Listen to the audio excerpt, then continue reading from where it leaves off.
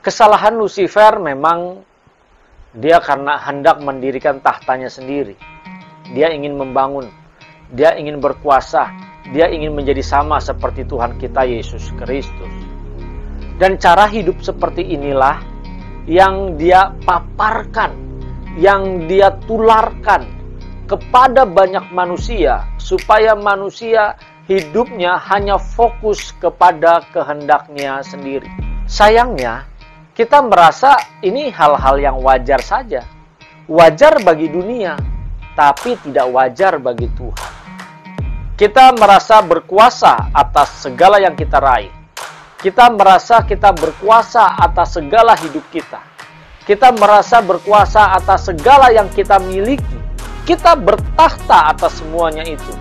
Dan terlebih lagi, sering kan kita merasa punya keinginan dan kita maunya dipenuhi. Kita bertahta atas hidup kita sendiri.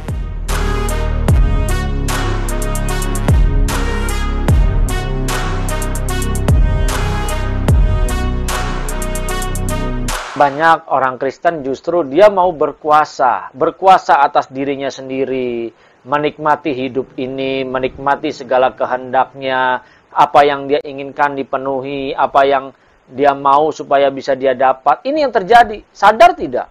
Sifat hidup, cara hidup seperti ini yang justru ditularkan oleh musuh kita supaya kita memberontak terhadap Tuhan. Di dalam Yesaya 14 ayat 14 dikatakan, "Aku hendak naik mengatasi ketinggian awan-awan, hendak menyamai yang maha tinggi." Tuh. Dia mau menyamai yang maha tinggi. Sadar tidak di dalam hidup kita, kita sering memperlakukan Tuhan Yesus dengan tidak pantas. Kalau Lucifer berusaha untuk dia mau menyamai Tuhan, kita harus sadar, Lucifer tidak selevel dengan Tuhan. Dia tidak bisa sejajar dengan Tuhan. Karena tidak ada satupun yang dapat menyamai Tuhan. Jadi kita harus sadar dalam hidup ini ketika kita menjadikan Yesus Kristus sebagai Tuhan dan Juru Selamat, maka kita harus dapat melakukannya, kita dapat memberikan penghormatan kepada Dia sepantasnya, memperlakukan Dia sepantasnya, menghormati Dia selayaknya sebagai Tuhan. Kesalahan Lucifer memang dia karena hendak mendirikan tahtanya sendiri. Dia ingin membangun, dia ingin berkuasa, dia ingin menjadi sama seperti Tuhan kita Yesus Kristus. Dan cara hidup seperti inilah yang dia paparkan, yang dia tularkan kepada banyak manusia, supaya manusia hidupnya hanya fokus kepada kehendaknya sendiri. Dan ini yang menjadi godaan setiap manusia, yaitu dia selalu berusaha untuk membangun tahta dalam kehidupannya. Dia akan berjuang bagaimana dia punya tahta, dia punya kekuasaan. Bahkan dia punya hasrat selalu ingin berkuasa, dan berkuasa. Ini, mari Bapak Ibu Saudara, ayo kita sadari cara hidup seperti ini yang kita kejar, bagaimana kita mau membangun tahta kita, kehormatan kita, keagungan kita, ingin berkuasa. Ini cara hidup yang ditularkan, yang dipaparkan oleh musuh kita. Jadi kita harus sadar, kalau Lucifer memamparkan cara hidup seperti ini, kita harus berhati-hati. Kita dari kecil memang sudah mengikuti cara hidup dunia ini. Berarti kita sudah terpapar dengan cara hidup yang dipaparkan oleh Lucifer. Jadi kita semua sudah terkontaminasi. Sekarang kita sadar, kita tahu, kita sudah terpapar. Kita harus berjuang untuk bisa keluar dari cara hidup ini. Supaya kita tidak lagi hidup dengan caranya dia. Tetapi kita harus keluar, kita harus menang, supaya kita bisa hidup dengan caranya Tuhan Yesus Kristus. Ketika kita hidup dengan cara Tuhan Yesus Kristus, disinilah kita hidup menyukakan dan menyenangkan hati Tuhan. Kita harus sadar, begitu banyak dari hidup kita menginginkan dan pingin punya kekuasaan sendiri, kita pingin memiliki keinginan sendiri. Mari, Dalam hidup kita sehari-hari, sering sekali apa yang menjadi keinginan kita, kita kejar, kita penuhi. Dan ini kebanyakan manusia selalu seperti itu. Justru Lucifer mengizinkan, dia memaparkan, dia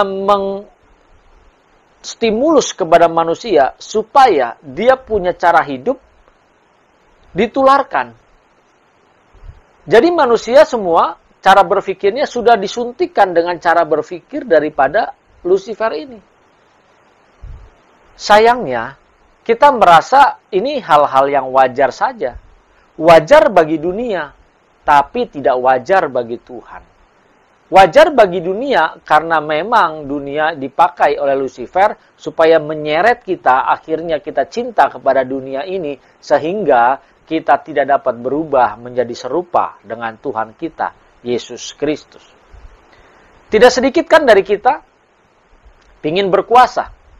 Bahkan di dalam dunia pelayanan, di dalam gereja, tidak sedikit yang ingin berkuasa. Para pendeta, gembala, majelis, bendahara gereja, sekretaris gereja, aktivis, mereka ingin berkuasa.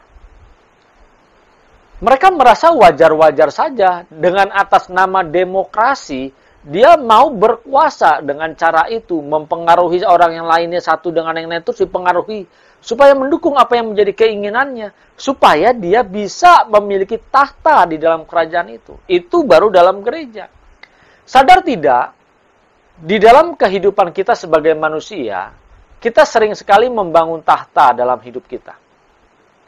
Kita merasa berkuasa atas segala yang kita raih. Kita merasa kita berkuasa atas segala hidup kita. Kita merasa berkuasa atas segala yang kita miliki. Kita bertakhta atas semuanya itu. Dan terlebih lagi, sering kan, kita merasa punya keinginan dan kita maunya dipenuhi. Kita bertakhta atas hidup kita sendiri. Dan ini yang ditularkan. Dan ini cara hidup dari Lucifer yang ditularkan kepada manusia supaya dia merasa pingin punya tahta atas keluarganya, atas hidupnya sendiri. Mari kita menyadari hal ini. Berapa banyak dari kita pingin berkuasa atas keinginan kita. Pingin yang kita paling hebat, paling kuat. Kita pingin berkuasa atas segala-galanya. Nah, kita harus menyadari hal ini. Kita tidak pernah menyadari justru cara hidup seperti inilah yang disuntikan kepada manusia. Cara hidup seperti inilah. Ayo, kalau kita sudah hidup dengan cara-cara seperti ini, tidak sedikit dari kita justru menolak apa yang sudah diberitahukan kepada kita melalui kebenaran. Kita sering sekali menolak, kita tidak menerima, kita punya tembok yang tinggi. Kita merasa, tidak pantas mereka menasihati kita, kita merasa paling benar, kita merasa paling hebat. Ini yang terjadi dalam kehidupan kita. Ingat, kalau kita mau menghormati Tuhan, maka kita harus memandang takhta Tuhan. Kalau kita memandang takhta Tuhan dan menghadirkan takhta Tuhan dalam hidup kita, seharusnya kita tunduk kepada perintahnya, kita tunduk kepada kehendaknya, kita tunduk kepada keinginannya. Bukan justru kita malah memberontak, kita malah melawan kepada Tuhan. Hanya keinginan Tuhan saja yang seharusnya ada dalam hidup kita. Bukan keinginan kita yang harusnya Tuhan penuhi, tetapi kita harusnya belajar memenuhi apa yang menjadi keinginan Tuhan di dalam hidup ini. Mari Bapak Ibu Saudara yang dikasihi oleh Tuhan Yesus Kristus, kita menyadari hal ini. Kita fokus bagaimana kita bisa mematikan daging kita. Kita mematikan keinginan kita. Ayo, lakukan sekarang. Sadarilah apa yang kita perbuat saat ini. Apa yang kita lakukan saat ini. Kita mendatangkan tahta Tuhan atau kita mendatangkan tahta dunia. Kalau kita mendatangkan tahta Tuhan, kita harus tunduk, kita harus hormat, kita harus patuh. Hanya keinginan Tuhan saja yang kita penuhi dalam kehidupan ini. Karena dalam 1 Petrus 1 ayat 18 berkata, sebab kamu tahu bahwa kamu telah ditebus dari cara hidupmu yang sia-sia, yang kamu warisi dari nenek moyangmu itu, bukan dengan barang yang fana, bukan pula dengan perak atau emas. Jadi kita harus menyadari cara hidup kita yang kita warisi dari nenek moyang kita, ini sudah ditebus. Justru penebusan Tuhan harusnya menyadarkan kita bahwa cara hidup kita salah. Cara hidup kita sia-sia. Cara hidup kita saat ini membawa kita pada akhirnya sampai pada jurang maut. Kita akan masuk dalam kematian kekal. Mari, Bapak Ibu Saudara yang dikasihi oleh Tuhan Yesus Kristus, kita harusnya menyadari hal ini. Ayo, cara hidup kita selama ini yang mementingkan diri sendiri, membangun tahta sendiri, memuaskan ego sendiri, ini sia-sia. Ini hanya membawa kita pada kebinasaan. Ini membuat kita akhirnya jauh dari Tuhan. Ayo kita bangun keinginan Tuhan dalam hidup kita. Jangan membangun keinginan diri kita sendiri. Karena ketika kita membangun keinginan diri sendiri, sebenarnya kita tidak menjadikan Yesus sebagai Tuhan dalam hidup kita. Ingat Bapak Ibu, kalau kita membangun keinginan kita sendiri dalam hidup ini, sesungguhnya kita tidak pernah menjadikan Yesus sebagai Tuhan dalam hidup ini. Mungkin kita beragama Kristen, kita harus sadar, beragama Kristen belum tentu, belum berarti kita memperlakukan Yesus sebagai Tuhan. Kok begitu? Ya, begitu banyak orang mau jadi orang Kristen karena dia mau memanfaatkan Yesus. Tidak sedikit orang mau jadi orang Kristen karena dia mau memanfaatkan kuasa Tuhan, mau memanfaatkan mujizatnya, kuasanya. Jadi dia merasa ketika dia jadi orang Kristen, dia berkuasa bisa menggunakan nama Tuhan Yesus demi kepentingannya sendiri. Ini yang terjadi. Faktanya seperti itu. Dan tidak sedikit. Kenapa saya berani berkata seperti itu? Karena saya dulu juga seperti itu. Justru sekarang saya mengajarkan, ayo jangan lagi kita seperti itu. Tetapi sekarang, mari ya, kita bangun keinginan Tuhan dalam hidup ini.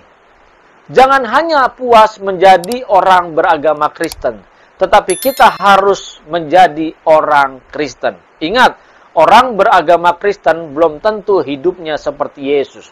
Tetapi orang Kristen sudah sepantasnya, sudah sepatutnya dan sewajarnya hidupnya, perilakunya seperti Yesus Kristus Tuhan.